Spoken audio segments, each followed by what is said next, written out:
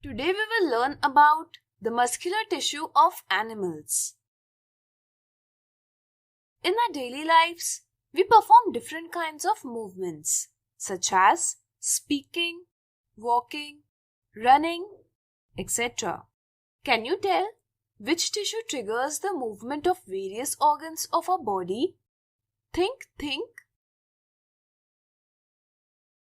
Right, muscular tissue triggers the movement of various organs of our body. Let us understand by an activity how muscle tissue triggers the movement of various organs of our body. For this, first you fold your hand from an elbow. Now observe the top and bottom muscles. After this, straighten the arm and once again observe the muscles. We can see that in both cases, the muscles are contracted and relaxed, due to which there are hand movements.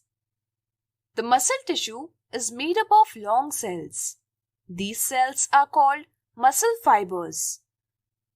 Muscles contain a special type of protein, which is called contractile protein. This protein is contracted and relaxes, causing movement of organs. On the basis of movement performed by the muscular tissue and its structure, it is classified into striated muscle, smooth muscle, and cardiac muscle. We can move our hands, feet, neck-like organs as per our wish. This means that the muscle present in the organs like hand, feet, neck moves according to our wish. The muscle that moves according to our will is called voluntary muscle. When this muscle is observed with the help of microscope, then in this muscle, alternate bands of dark and light colors are observed. That's why it is also called striated muscles.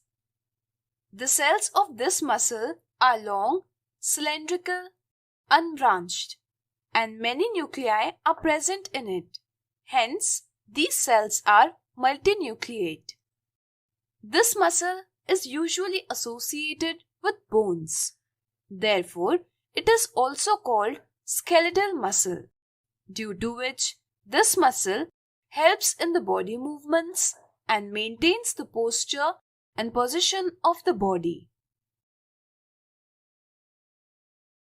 Does the flow of food in our alimentary canal and contraction and relaxation of blood vessels happen as per our wish? Definitely, your answer will be no. That is, the movement of muscles present in the alimentary canal and blood vessels is not under our control. The muscle which does not move according to our will, that is, whose movement is not under our control, is called involuntary muscle. When this muscle is observed with the help of microscope, then in this muscle, alternate bands of dark and light colors are not observed. Therefore, it is also called non-striated muscle. This muscle is smooth, so it is also called smooth muscles.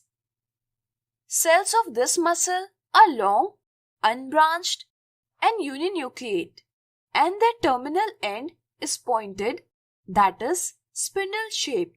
This muscle is also present in the iris of the eye, bronchi of the lung, and ureter.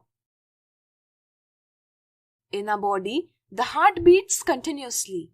Muscles present in the heart contracts and relax rhythmically throughout life, due to which the heart is able to pump blood.